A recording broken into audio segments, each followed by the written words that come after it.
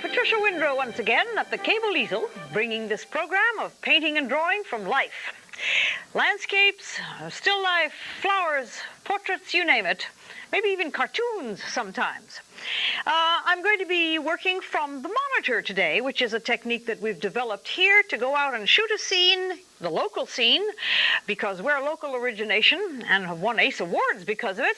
And we shoot the scene for 45 or 50 minutes and then do some close-ups and then bring the monitor, the tape back into the studio, and I work from the closest you can get to being out of doors. This scene is in Nissequag, which is on the North Shore, or almost the North Shore here. There are water ways and wonderful things, and there is also a place called Piper Lane. It's not often traveled, only a few people live up on this lane, but here is a scene shot just recently in this remarkable time of year when the leaves turn flamboyant colors and virtually indescribable by word of mouth. So the best you can do is to hope for a good painting out of it. I've got some pictures around me of landscapes from elsewhere, and that one is from Virginia, it's an area down in southwestern Virginia called Poor Valley. It's a mountain scene. It's a very subdued painting because the colors are the colors of this time of year in the autumn. And down there, after the flamboyant colors have gone, then you will get the wonderful limited palette look of Virginia with the mountains in the distance.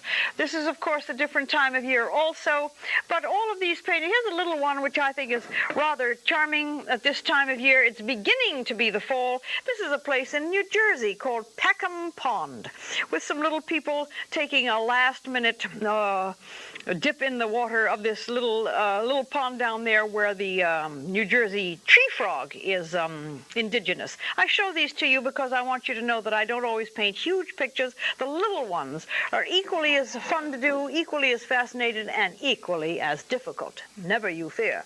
So here we have a prepared canvas with a dark background because of the betterness of it when we're doing this television thing. And I'm going to be laying out this, as I always do, starting from scratch. And you need a plan. Whether you're going to scramble an egg or paint a picture, you need a plan. The plan is perspective. Here we have a perspective problem. Not problem, but a perspective solving. I'm going to put the road as the horizon line. It's very low because we are going to be dealing with the height of trees and the color process. Now there is a one-line composition. We have presumably sky and land.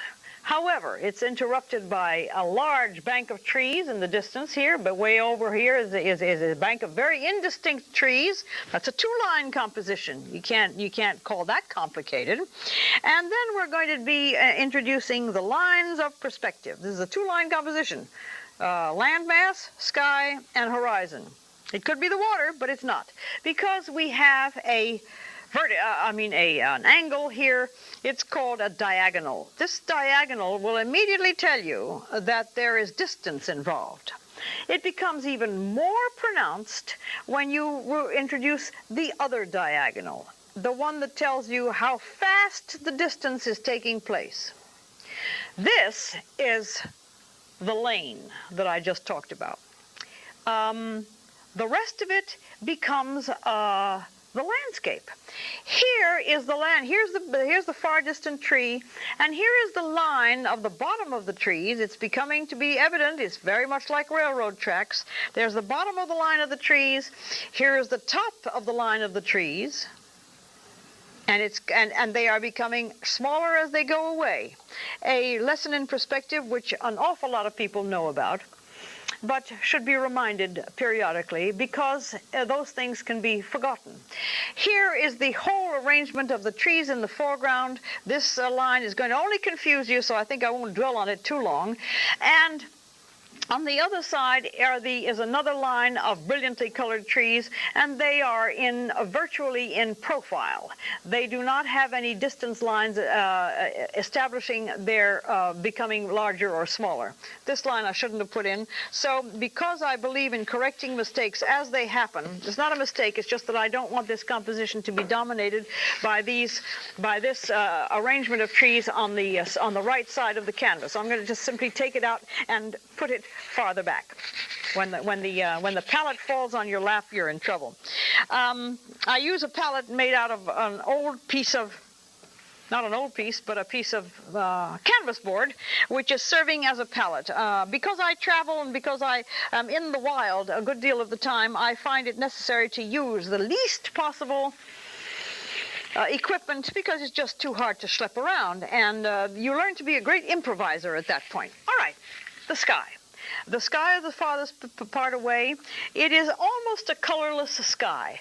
That means that I can block it in very, very simple strokes, but it's not being done with a 4-inch house painting brush. It's being done with a number 8 stiff bristle brush to get the paint on as quickly as possible, because not only am I dealing with time on my program, I'm dealing with time out there in the field.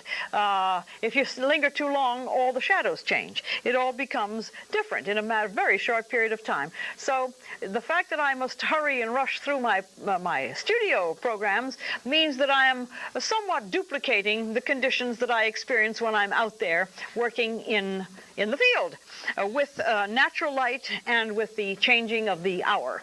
So rather than to prepare the canvas with a sky ahead of time, I want you to see how I start from the absolute very scratch of a painting. The beginning of a painting is not very interesting. The compositional lines are not very interesting. They're essential to know about, but they also, they are hardly the things that make your heart beat fast. They are the fundamentals and the nuts and bolts of the production of a painting. Afterwards, you get the varnish and the paint and the glitzy stuff on, namely the putting on of color. But you have to do the basics before you start working in the more fun areas. This is approximately all I'm going to introduce in the way of sky. Maybe you bring it down a little bit further, because some 100-foot or 125-foot trees are growing on Piper Lane in Nissaquag, and they are absolutely wonderful to see. The next nut and bolt that I'm going to pull off here is the way distant growth of trees that are behind all of the ones that you see in the foreground. They can be put in with no form, no shape whatsoever, merely color. And it should be rather indistinct color. If it smacks of some of the fall colors, that's fine. It can be, as a matter of fact, it can actually be varied. You can have a varying combination of tones back there, because the sun, when we shot this, was in the early afternoon, but early afternoon at this time of year means that you're already beginning to lose the sun. Very depressing for people who don't like this time of year because of the lack of the length of days. However, there are lots of things to be done with these days, namely to do pencil drawings or sketches out there and take the sketches back. I did a program recently that worked from sketches, and working from sketches is equally as instructive and also equally as time-consuming. You do not, I suppose, have to go out in a brisk and crisp day and freeze yourself in the landscape. You can just do a quick sketch from the car. I could have done a sketch of this from the car instead of doing the video with my little crew of one. But it was a gorgeous day, and it was not the elements were not nasty. They were just great. A flock of three flocks of Canada geese flew overhead as we were doing this videotape, and the noise they made was really the wildlife at its best. They were obviously migrating because they were going from north to south. Long Island seems to be, and I think that we all probably are aware of this, seems to be a very active migration route for many birds that come from the north, the most prevalent of which are the Canada geese. And when they flew overhead this day that we were doing this, it was just astonishing. The noise is great cacophony, and then they do in fact fly in V formations. I sort of asked them how they did that, but nobody answered me. And boy, and then there are, of course, an enormous population of crows, a very nice beginning population of cardinals. I saw one or two flying about, and the ever-present blue jay and the robins were invisible. There were no robins that day. Now, when I'm standing here in Piper Lane, the Nissaquag River is behind me, just to orient you, while I'm doing, as I call this, the nut and bolt painting of landscape, putting in this essential, absolutely essential background of distant trees. It's very hard on the arms, I can tell you. It's quite dark down by the road. By the way, this is a road called Harbor Road. That road that is running horizontally to us is a well-traveled, beautiful, winding road called Harbor Road. It goes from Edgewood Avenue in Smithtown all the way to Stony Brook with very beautiful properties, a lot of them extremely expensive, a lot of them much more modest, most of them very well kept and absolutely beautiful. So if you're ever driving down in that area, this Piper Lane leads off Harbor Road. Here is Harbor Road. I'm sure that nobody will mind my telling you where this is, because after all, it's a public road, and you can in fact sightsee even in your own home turf. Sightseeing is one of the favorite pastimes. Well, I've got a background arrangement here. You may be seeing on your monitor now a figure is walking down that lane. It'll give you some idea of the size of these trees and the size of the vines and the size of the poison ivy, actually, that is growing up and down on those huge trees to the left and to the right. But the figure is an important part of doing paintings of landscapes, to give the viewer who is going to see these some idea of size. Size is important and not very often attended to in other instructional shows, so I keep bashing away at that. Be sure that you're conscious of proportion and size. All right, I always work from back to front. The back to front of this is that the trees in the distance are growing off a trunk. Let's put that in. Make sure the hand is steady. Make sure that it is properly placed, because you sure don't want to take it out once it's in there.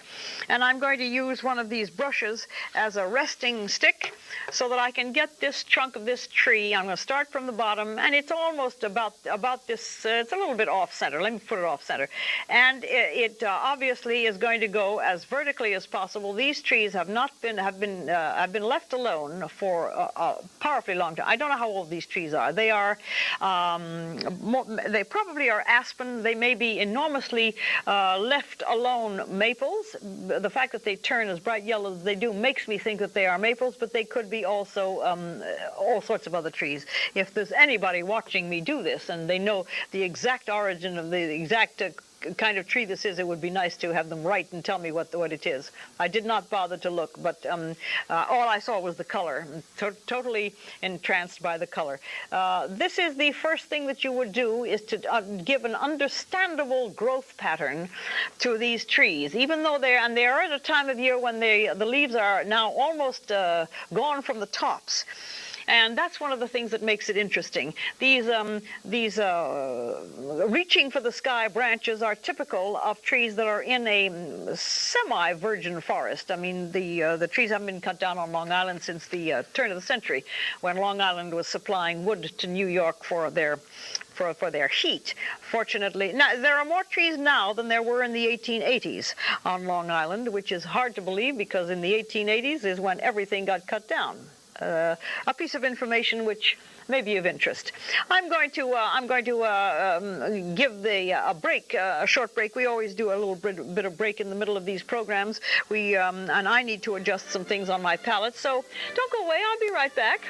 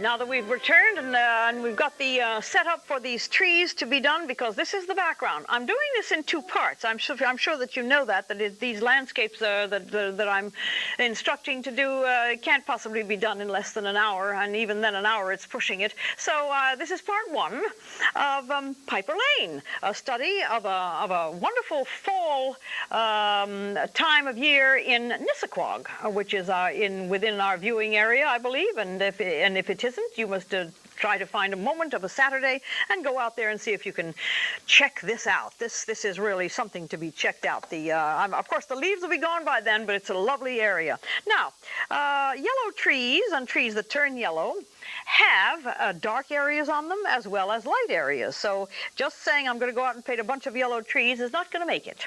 You're going to have to observe them and understand that if the light is coming from this side, then the side of these yellow leaves is going to be dark, almost in silhouette against the sky. Leaves of trees are to be done with care and with purpose. There is no way of being able to shortcut the business of putting in foliage, even if the foliage is very dense or even if it's now very sparse, as I'm showing you here. This is going to be a brilliant yellow tree, but this is the shadow side of the yellow tree. And also down here, the branches seem to have lost more of their leaves, but as we proceed further down, they are in deep shadow, and I'm using Van Dyke brown, a touch of what is it called, Prussian blue, and I'm making these leaves down here extremely dark, and you'll see the reason for that, because there is such a heavy growth of trees that this part of this tree is in deep shadow.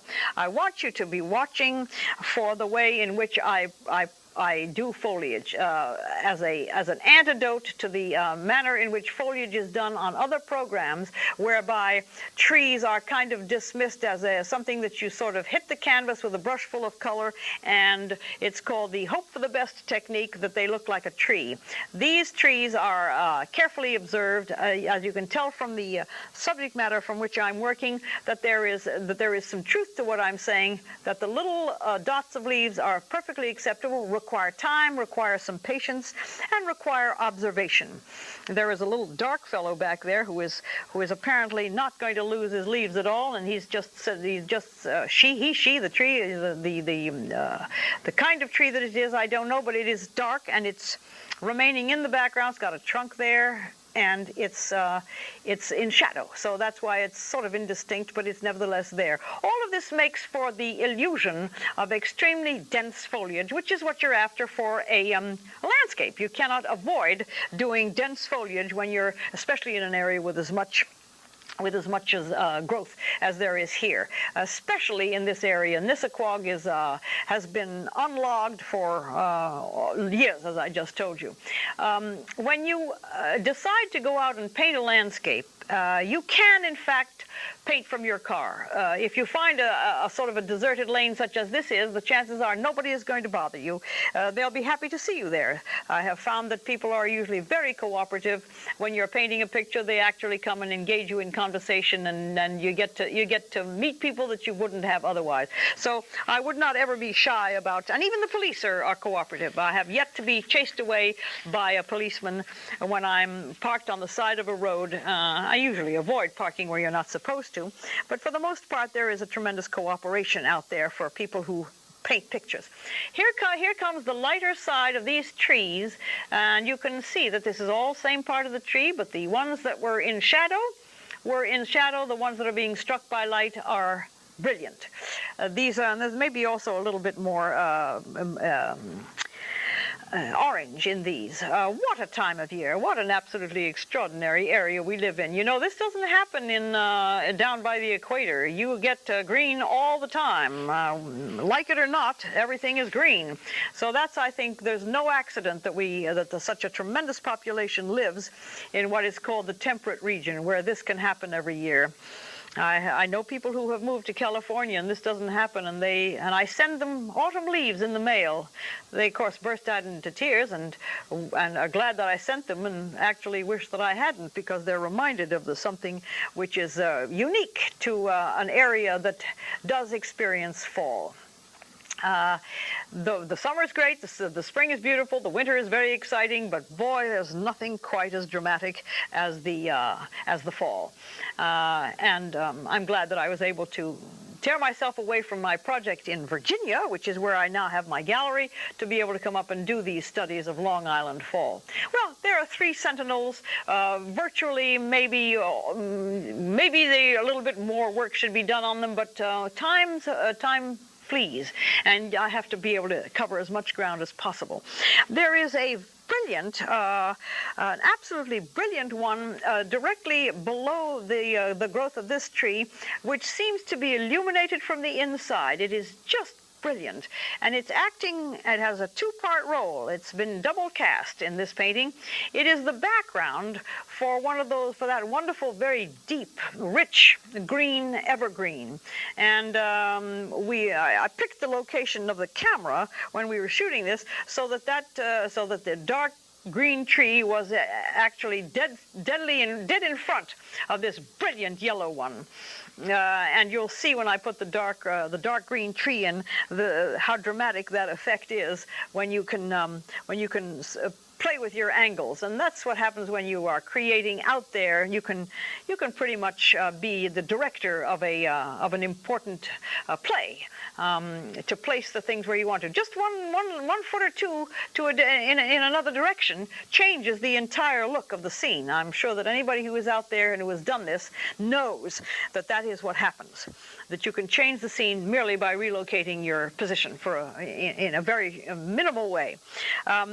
little bit more yellow on the top of this one will give us even more sunshine and brilliance on those distant trees. This painting, I'm using tubes directly, paintings directly from the tube, cadmium yellow, spectrum yellow orange, no mixing for here. These colors are pure. They will also take 3 weeks to dry because I'm not mixing them with any medium.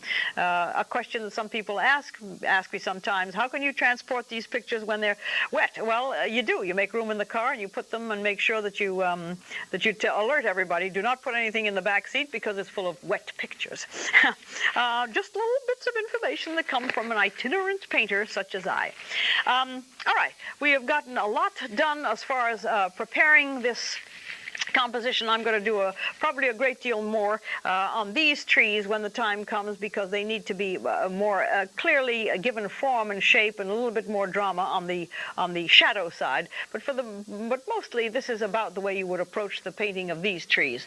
That wonderful dark thing that is in the far foreground there, and one of the reasons for this picture, is more than likely just a pure combination of yellow ochre, Prussian blue, and a touch of raw sienna to give you the really deep, rich tone. Maybe a touch of purple at the same time, because it's really very dark, and it's a perfect conical shape. I'm going to attempt to put it right over this, but maybe I should show you that because the paint is so thick, it might react and pick paint up from the from underneath. So I'm going to clear the way for this, for introducing this. And if you you can see I'm clearing the paint off so that I don't pick up this wet color.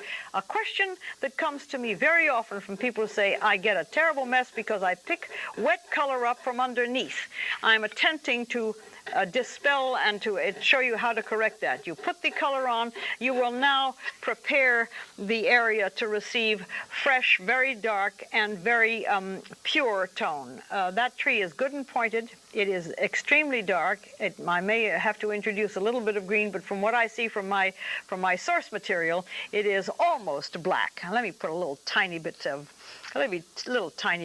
tone in there so that we don't work entirely with such a dark color, because it'll get totally lost in the transmission. But this tree is it's got a bump over here, a little bit of sort of a bump there, and it's got another bump here. So you see, they're not all just triangular shapes as you see in many, many programs, that all of a sudden an evergreen becomes just an obelisk. It's not. It's got bumps and all sorts of nice different shapes to it. It seems to have one growing in front of it, which has a little bit paler tone to it. So I'm going to use the same green, but I'm going to try. Hopefully, this will be a little bit paler to differentiate between the tree that's growing in front of it. That's more comprehensible. And though this evergreen has got some light striking it from the right side here, and then it becomes extremely dark down below also. The darkness down there is going to serve us extremely well when I get to the, why do I say we? Imperialistic we. When I get to the business of painting those brilliant trees, the trees will be made brilliant only by the darkness that is behind them. So, and there's that figure again. We run the tape again so that it can give me all the time that I need to work on this. And the figure is the purpose for the figure is to show size and scale. As you can tell, that is probably a 6-foot person, and getting down towards Harbor Road, which is that horizontal line, you will see that there are probably anywhere between 10 and 15 of those heights of that person going up. So I would guess that those trees are close to 100 to 120 feet tall. Absolutely remarkable. You don't really have to go to the west to see that kind of growth. Well, unfortunately, as usual, we've run out of time for this part of the program. I wish I could have gotten a little bit more done, but I didn't, so too bad. I'll see you the next time. This is the part 1 of a study of a lane, a country lane in Nissaquag. I will see you the next time. Hopefully, you will try to follow this dramatic event the next time you see it advertised. Thank you again. This is Pat Windrow at the Cable Easel. Bye-bye.